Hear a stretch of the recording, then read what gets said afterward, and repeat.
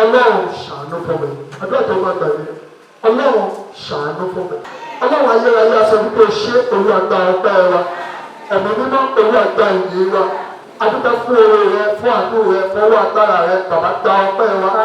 Afẹ́fẹ́ bá wa sọ̀rọ̀ Olúwa kọ sí wa. Ní ìbẹ̀rẹ̀ yìí, ní àárín àti ní òpin Olúwa jẹ́ ká rí ọ. Ọ̀rẹ́ sọ wípé wọ́n àwọn yóò dẹ̀ mú wa láradá, ó gbà wá lọ́wọ́ ìparun wa.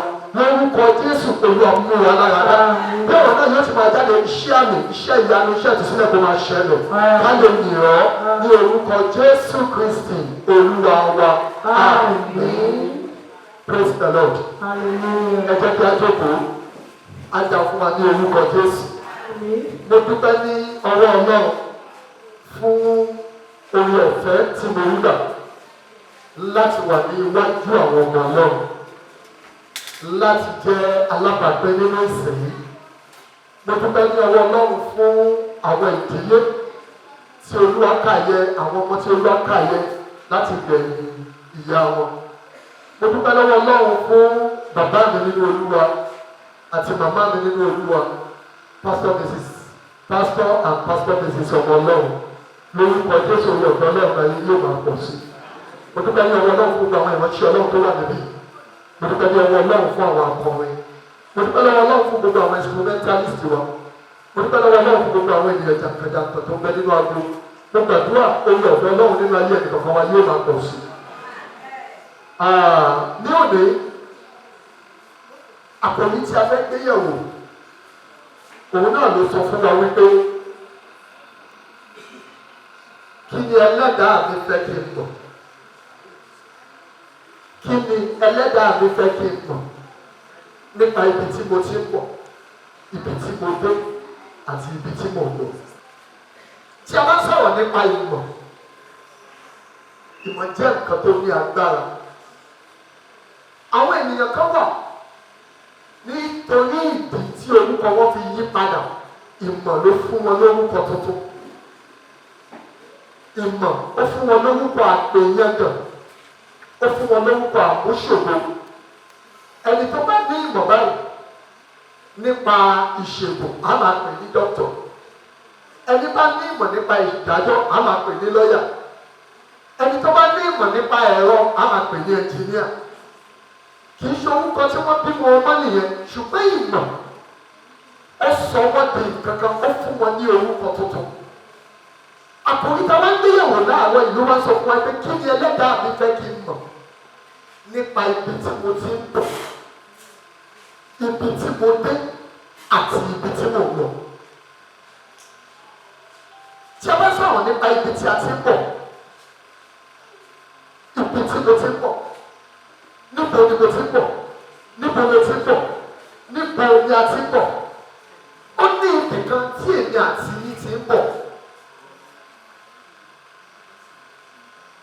Tó bá wá sọ̀rọ̀ nípa ẹlẹ́dàá, ẹlẹ́dàá òun ni ẹni tó dá èmi àti yín, adẹ́dàá, aṣẹ̀dá tó dá èmi àti yín, òun ni ẹlẹ́dàá. Tí a bá wá sọ̀rọ̀ nípa ibi tí a ti ń bọ̀, tí a bá wọ ibi tó ń kà fún wa yẹn, ibẹ̀ ẹ̀ sọ kankan tó ní agbára nígbà tó dé ìkórìíta kan. Ṣùgbọ́n bàbá ti ń bá ẹ̀kọ́ yìí lọ, à ń padà sí ibẹ̀. Ìwọ ni ẹni tó mú mi jáde láti inú wá. Ìwọ ni ẹni tí ó mú mi jáde láti inú wá. Ìwọ ló mú mi wà láìléwu. Ìwọ ló mú mi wà ní àìní ewu. Nígbà tí mo rọ̀ mọ́ mú ìyá mi. Ní ìwọ ni Ọlọ́run mi Láti mú ìyá mi wá. láti inú ìyá mi wá. Kí ni ọlọ́dàá mi fẹ́ kí n mọ̀ nípa ibi tí mo ti ń bọ̀? Ọ̀pọ̀lọpọ̀ ọmọ tá a bá tó nínú ayé nínú, wọ́n sọ pé ọmọ yìí fẹ́ bí yẹn, ọmọ ológun ni o. Ọmọ tí wọ́n bí tí wọ́n pè ní ológun, ó túmọ̀ sí pé ó ń gbé òògùn bọ̀ láti bìkan. Ǹjẹ́ mo gbé àwa bẹ̀sítà kí ni ẹlẹ́dàá mi fẹ́ kí n mọ̀ nípa ibi tí mo ti ń bọ̀? Ọ̀pọ̀lọpọ̀ wọn láwọn mọ̀ wípé tí a bá dé ayé yìí tá a lè dé dọ̀rọ̀ Ọlọ́run, a pàdánù gidi. Ọ̀pọ̀lọpọ̀ wa ní jàǹkànjàǹkàn ní ọ̀run ká tó wá sáyé. wọ́n kàn ní ká wá ṣèdánwò ráńpẹ́ nínú ayé ká lè tẹ̀síwájú nínú ìrìn àjò wa. Ayé kéré nínú ọ̀pọ̀lọpọ̀ ibi tá a ti là kọjá. Chapter 1 verse 5. Kí èmi kí ó tó dá ọ ní inú. Kí èmi kí ó tó dá ọ ní inú. Èmi ti mọ̀ ọ́. Èmi ti mọ̀ ọ́. Ìwọ kí ó tó ti inú jáde wá. Kó o tó ti inú jáde wá. Ni èmi ti sọ ọ́ di mímọ́. Praise the Lord. Hallelujah. Kó tó dá ọ ní inú, wọ́n mọ̀ ẹ́. Olúwa ló ń sọ bẹ́ẹ̀, ẹlẹ́dàá wa ló ń sọ bẹ́ẹ̀. Ọ̀pọ̀lọpọ̀ wa ta wà nínú yìí kékeré kan. Mo wá bẹ̀rẹ̀ sí sìn ín. Mo wá dé inú ayé tán. Mo ti di ńlá. Mo ti di pàtàkì. Mo ní ṣe ọlọ́wọ̀n kan wà bí. Kí o tó dájú, o ti exist, o ti wà. Kí o tó dájú, o ti wà. Ṣùgbọ́n a kọjá lọ nínú ayé lọ sí ibìkan. À ń lọ ibìkan níbo là ń lọ yẹn inú òkú. Ẹlẹ́ẹ̀kejì, kí ni ẹlẹ́dàá mi fẹ́ kí n mọ̀ nípa ibi tí mo dé? Ṣùgbọ́n ká tó sọ̀rọ̀ lọ sínú kí ni ẹlẹ́dàá mi fẹ́ kí n mọ̀ nípa ibi tí mo dé? Ká ní ẹlẹ́dàá yìí. Bíbélì sọ nínú ìwé Jòhánù orí kìíní ẹsẹ̀ kìíní sí ìkarùn-ún. John chapter 1 from verses 1. Ní àtètè kọ́ṣe ni ọ̀rọ̀ wà. Ọ̀rọ̀ sì wà pẹ̀lú Ọlọ́run. Ọ̀rọ̀ yìí ló wà ní àtètè kọ́ṣe pẹ̀lú Ọlọ́run. Nípasẹ̀ ọ̀rọ̀ yìí la dá ohun gbogbo. Lẹ́yìn gbogbo tí ọ̀rọ̀ dá, kò sí ìkankan tá a tún dá mọ́, kò sí ìkànnì kan. Gbogbo tí a dá pátá nípasẹ̀ ọ̀rọ̀ yìí la dá. Tá a jẹ́ ní ọ̀rọ̀ náà, Jésù. Inú ọ̀rọ̀ inú ìyè wà.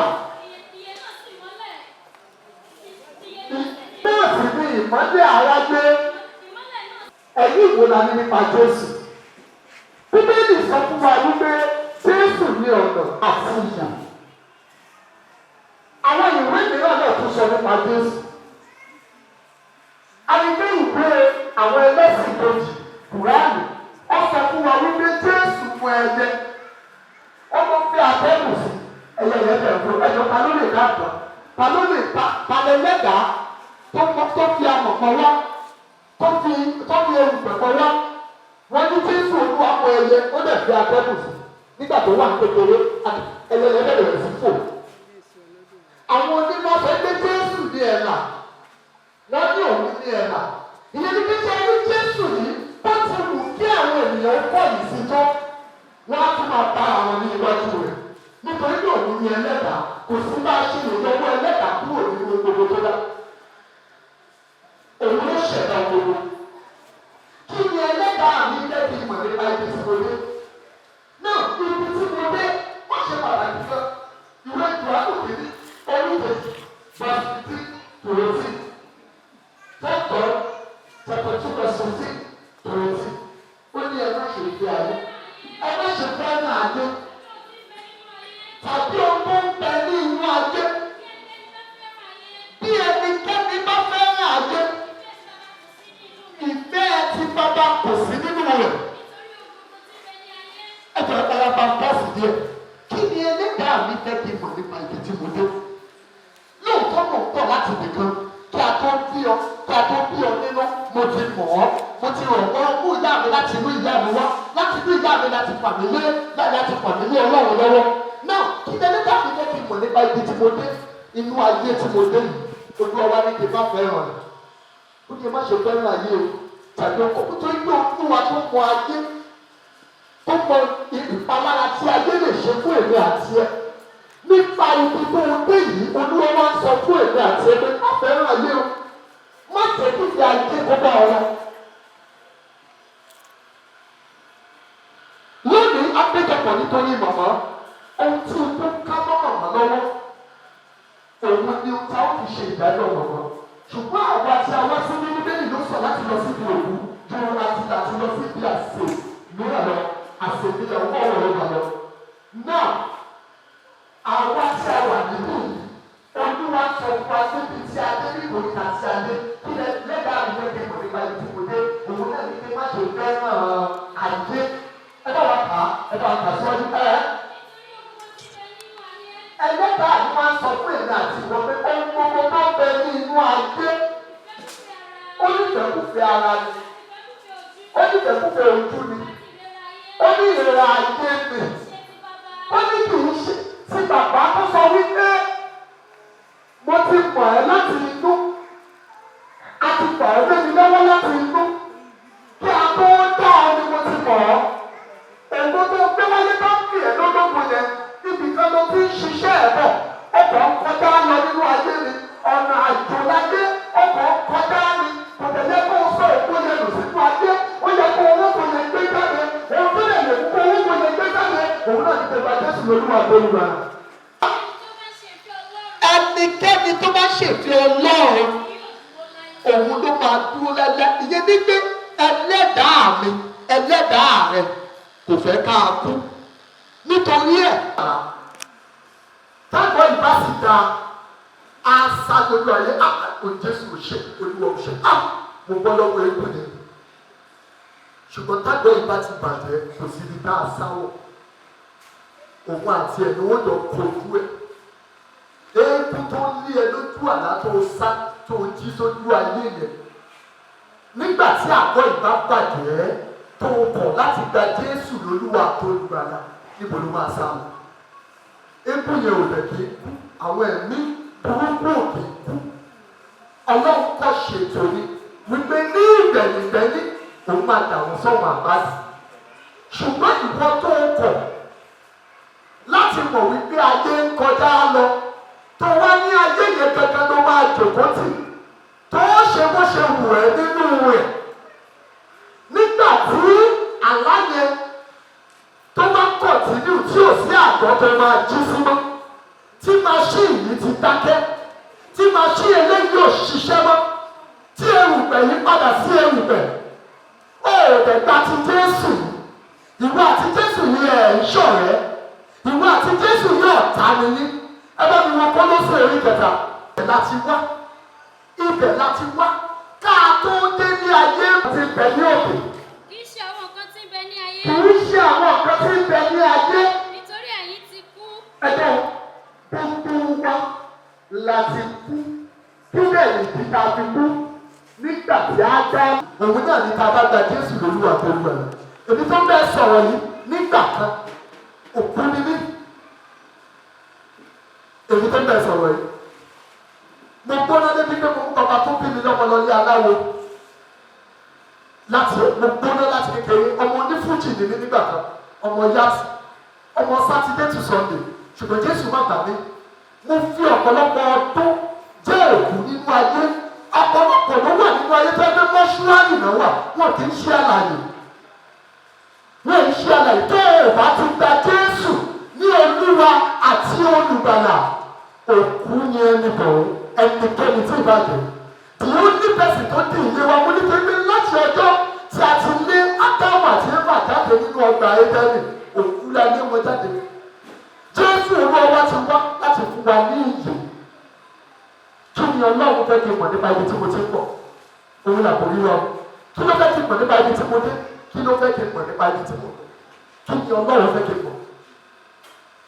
Ohun tí Ọlọ́run fẹ́ kí n mọ̀ náà ni wípé tó o bá gba Jésù lólúwa tó lùgbàlà nínú ayé yìí ọ̀pọ̀ wáyé àwa òwò ayé ṣá ẹ bá kà síwájú ẹ. níbo ẹjọ́ níbo náà ní ìyè wá wà náà ọwọ́ ta náà ní ìyè wá wà. inú Jésù ní ìyè gbogbo wá wà tí a bá máa da láàyè tá a bá máa kúrò ní mọ́ṣúárì tá a máa di àlàyé táwa náà máa di àlàyé bọ̀ wọ́ọ̀sì nínú ayé a gbọ́dọ̀ gba Jésù ní Olúwa àti Olùgbàlà. Kò sí rádaràdá lédèyèdè táwa yìí ò mú rí ṣùgbọ́n Jésù máa gbà á ìwọ sì lè wà ní chọ́ọ̀chì ó sì jẹ́ wọ́n sì fi ọjọ́ yìí wọ́n sì rí ọ nílé ọtí kiri ó sì yọ lọ ní àwọn aláwo ó sì láwọn wòlíì kan tó ń ṣọṣẹ kan fún ẹ ó sì láwọn wòlíì kan tí wọ́n bẹ̀ ẹ́ ṣe kìíní kan wọ́n pè létò ó tẹ́lá ẹni ọ̀nà àwọn àpáàdé àwọn fallen angels ọwọ́ wọn náà ti ń gbàgbàkúgbà tó ń fún ẹ tó fi ń wẹ̀ tó fi ṣe gbogbo ẹ̀ wọ́n bẹ̀ ṣe kú rere wọ́n bẹ̀ ṣe gbogbo ẹ̀ níṣẹ́ làwọn yẹn kàn tọ́jú ẹ̀ sí mọ́ṣúárì títí dìgbà tí àwọn tí ó wàá kó òkú lọ fún mass burial tó wàá kó. ìtàwọn yẹn ṣe fún ẹ nìyẹn wọ́n tọ́jú ẹ̀ wọ́n pa ẹ́ wọ́n. ẹ̀yà fún tí ò ní gba Jésù lórúkọ Jésù ò ní sílẹ̀. kí ni Ọlọ́run ní fẹ́ kí n mọ̀ nípa ìdí tí mo dé? gbogbo wa láti kú a sì ti fi ìyè wa pamọ́ pẹ̀lú Kristi ẹ bá kà á sí. nígbà tí Kristi